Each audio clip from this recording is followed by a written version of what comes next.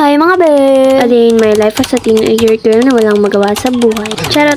So for today nga, sama nyo naman ako ma-stress sa kaganapan ko ngayong araw. Hala!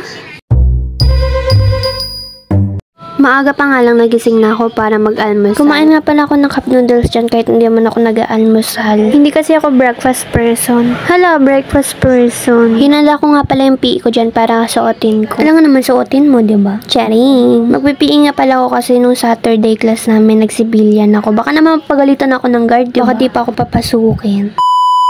Nung nakaayos na nga pala ako dyan, umalis na ako para hindi naman ako malate, diba? Shala, hindi malilate si Nika Jane for today. For today lang. Lumabas na pala ako ng bahay yan. Baka naman may stuck na ako sa salamin yan. Sharing. Sumakay na nga pala ako ng jeep yan para naman mabilis ako makarating sa school. Nung nakarating na pala ako sa school niyan, nagaya yung mga kaibigan ko na pumunta sa 3rd floor. Kasi sa 2nd floor kami ni room ngayon kasi nga brown out sa 3rd floor na yung room namin. At saka mainit doon, walang aircon, kaya sa 2nd floor kami ni room. Nakakaawa kasi kami. Charing. Hala, binaawa sila sa amin. Nung time na yan, sobrang dilim talaga sa hallway. Wala ka talagang makikita, kaya naka-flashlight kami. Pupunta sana kami sa library kasi tinignan namin sarado yung ilaw. Kaya naisipan namin na bumalik na lang sa room, baka maliit pa kami. Ayan nga, tingnan nyo, sobrang dilim talaga sa may 3rd floor. Habang may klase kami sa PE, biglang dumating yung mga party list para ipakilala yung sarili nila. Hindi, pati mo naman sa discussion may kahati kami sa oras. Charing. Sinet up ko nga pala yung cellphone ko dyan para kunwari nakikinig ako.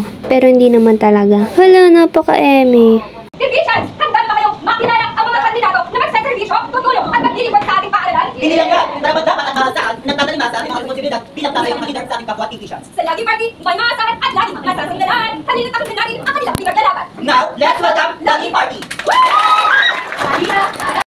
O, pakak, narinig niyo ba yung confident nila? Ganun talaga pag may pinaglalaban ka. O, diba, ba't di mo pa kayo paglaban? Sharing! Pero kidding aside, dapat talaga vote wisely. Kasi hindi naman natin alam kung anong mangyayari sa mga platforma nila.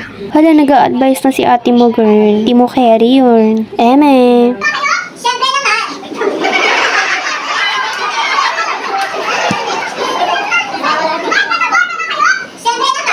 Habang pala nakikinig kami dyan, nagpapakute lang ako sa camera. Hala, pa-cute yarn. Nagpapakute lang yan, pero naiisip ko talaga yung discussion namin sa PE mamaya. Baka mamaya nasa laman na ng utak ko. Vote me, vote me. Choose me, choose me. Hala, iba ata yun. Nag-iba ata ihip ng hangin.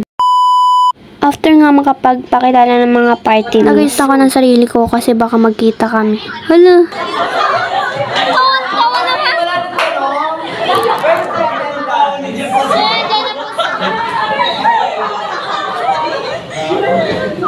Nag-discuss si sir ng konti lang, tapos nag-ayos na rin kami ng sarili namin kasi uwian na niya. Irita pa nga ako kay Ashley yan kasi tawa siya ng tawa kay sir. Naalit nga pala ako as secretary ng classroom namin. Hala, di mo carry. Maganda ba talaga sulat ni Nika Jane? Eme, papanindigan ko talaga yan. Kasi nga siya napanindigan ko, diba? Charing. Noong time na pala na to, nagpapaalam na si sir kaya nag-aayos na rin kami. Mag-isa nga pala akong umuwi kasi may meeting kami ng classroom officers. Pinag-meetingan namin yung gaganapin sa Teacher's Day. Palakad na nga pala ako niyan sa daanan na maramdaman ko na umaambon pa. Kaya huminto muna ako saglit para kunin yung payong ko. Ayun lang. Hanggang dito na lang. See you on my next vlog. Bye-bye.